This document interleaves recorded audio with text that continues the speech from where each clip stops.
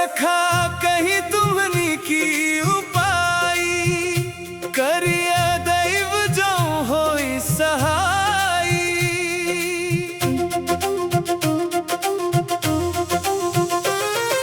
मंत्र न ये है लक्ष्मण मन भावा, राम वचन सुनी अति दुख पावा।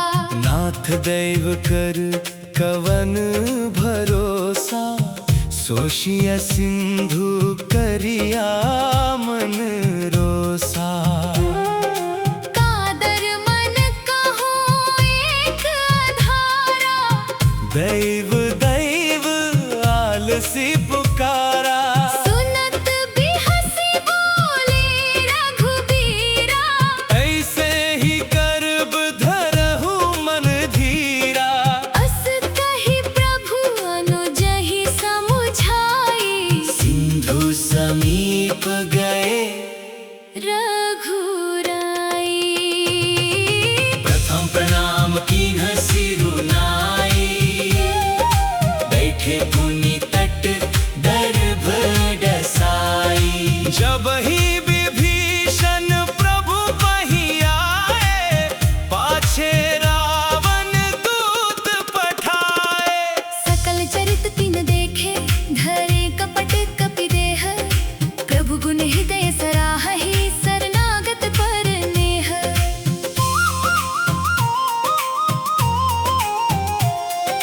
प्रगट बखानहि राम सुभाऊ, अति सब प्रेम गबिसरि दुराऊ। रिपु के दूत कपि न तब जाने, सकल बांधी कपीस पहियाने।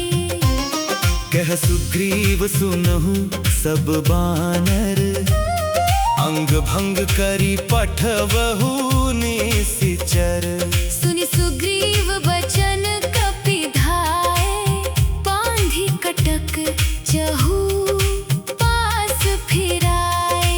बहु प्रकार मारन कपि लागे, दीन पुकारत तदपि न त्यागे। जो हमार हरना साकाना, तेहि कौशलाधीश के आना। सुनि लक्ष्मण सब निकट बोलाए, दया लागी हंसी तुरत छोड़ाए। रावण कर दी जहु यह बाती, लक्ष्मण बचन बाचु कुल घाती। कहेहु मुखागर मूढ़ सन, मम संदेशु उदार। सीता दे मिलेहु नाथ, आवा काल तुम्हार। तुरत नाई लक्ष्मण पद माथा, चले दूत बरनत गुण गाथा।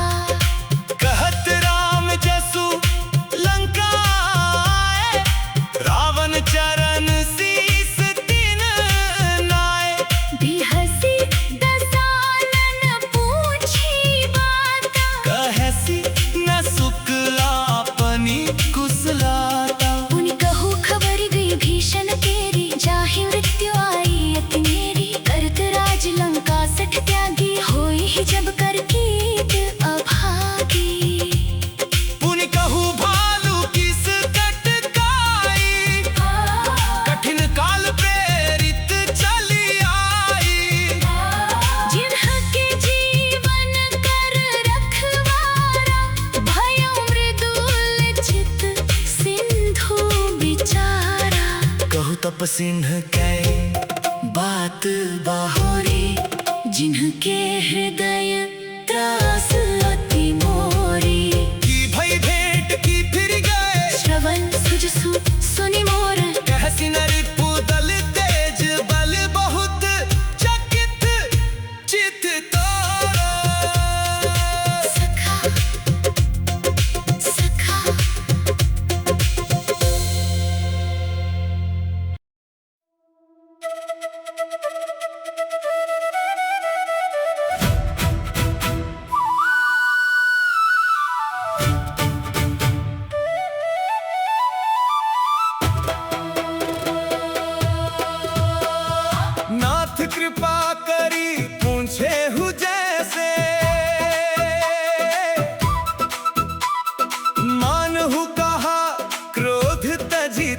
से। मिला जाई जब अनुज तुम्हारा, जात ही राम तिलक ते ही सारा। रावण दूत हम ही सुनी काना, कपिन बांधी दीन है दुख नाना। श्रवण नासिका काटे लागे, राम शपथ दिन है हम त्यागे। पूछी हूँ नाथ राम कटकाई, बदन कोटि सत बरनी न जाई। नाना बरन भालू कपिधारी, बिकटानन विशाल भयकारी। जेहि पुर दहे उहते उ सुत तोरा, सकल कपिन महते ही बलु थोरा। अमित नाम भट कठिन कराला, अमित नाग बल विपुल विशाला। विविध मयंद नील नल अंगद गद विकटासी। दधि मुख के हरि निसठ सठ जामवंत बल राशि। एक कपि सब सुग्रीव समाना, इन्ह सम कोटिन्ह गनई को नाना। राम कृपा अतुलित बल तिन्हि, तृण समान त्रैलोकहि गनहि। असमय सुना श्रवण दस कंधर, पदुम 18 जूथ बंदर। नाथ कटक माहि सो कपि नाही, जो न तुम्हि जीतै रन माही। परम क्रोध मीजहि सब हाथा, आयसु पैन देहि रघुनाथा। सोषहि सिंधु सहित झष ब्याला, पुरहि नत भरि कुधर विशाला। मर्दि गर्द मिल वही दास सीसा, ऐसे बचन कहहि सब कीसा। गरजहि तरजहि सहज असंका, मानहु ग्रसन चहत हहि लंका। सहज सूर कपि भालु सब पुनि, सिर पर प्रभु राम। रावण काल कोटि कहु जीती, सकहि संग्राम। राम तेज बल बुद्धि विपुलाई। शेष सहस सत सकहि न गाई। सकसर 100 सत सागर, तब भ्रातहि पूछे नयनागर। तासु बचन सुनि सागर पाही। मागत पंथ कृपावन माही, सुनत बचन बिहसा 10 सीसा। जासि मति सहाय कृत कीसा। सहज भीरु कर बचन दृढ़ाई, सागर सन ठानि मचलाई। मूढ़ मृषा का कर सी बढ़ाई। रिपु बल बुद्धि ठाह मैं पाई। सचिव सभीत विभीषण जाके, विजय विभूति कहाँ जग ताके। सुनि खल बचन दूत रिस बारी। समय विचारी पत्रिका काढ़ी।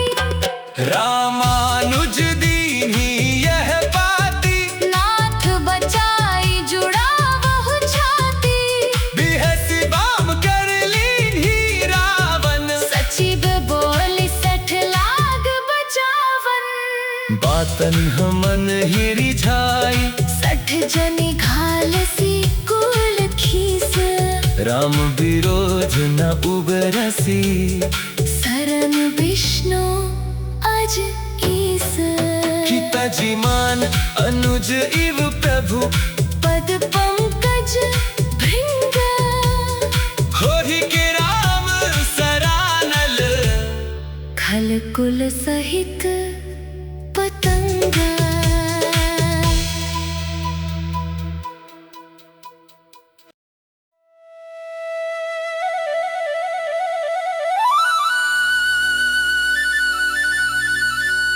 सुनत सभय मन मुख मुस्काई,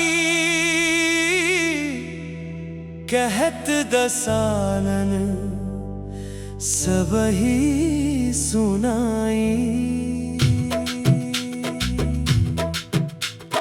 भूमि पर आकर गहत आकाशा, लघु तापस कर बाग विलासा।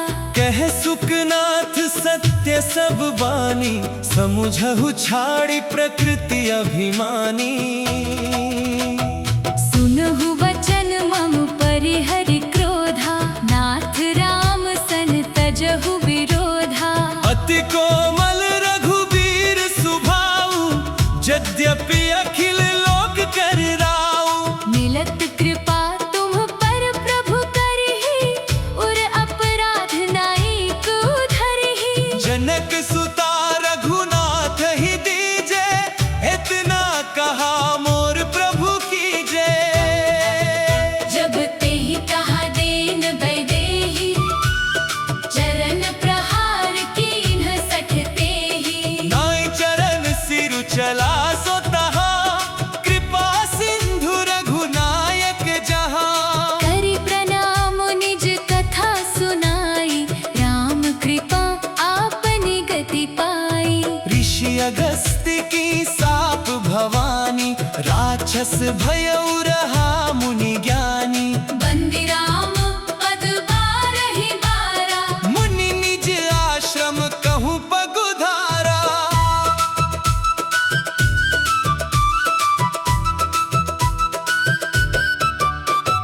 विनय न मानते जलधि, जड़ गए 3 दिन बीती। बोले राम सकोप तब भय, बिनु होई न प्रीति। लक्ष्मण बान सरासन आनु, सोशों बारिधि बिसिख कृसानु। 60 सन विनय कुटिल सन प्रीति, सहज कृपन सन सुंदर नीति। ममता रत सन ज्ञान कहानी, अति लोभी सन बिरति बखानी।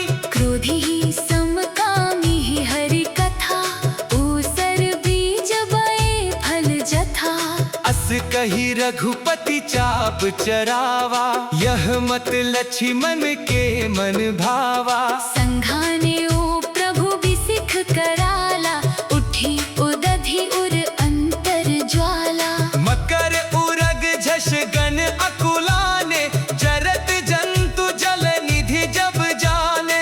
कनक थार भरी मणि गण नाना, विप्र रूप आयु तजि माना। काटे ही पई कदरी, फरी कोटि जतन को सींच।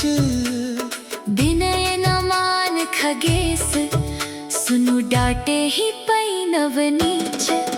सभय सिंधु गही पद प्रभु केरे, क्षमहु नाथ सब अवगुण मेरे। गगन समीर अनल जल धरनी, इन्ह कई नाथ सहज जड़ करनी। तब प्रेरित माया उपजाए, सृष्टि हेतु सब ग्रंथ निगाए। प्रभु आय सुजेहि कह जस अहै, सोते ही भांति रहे सुख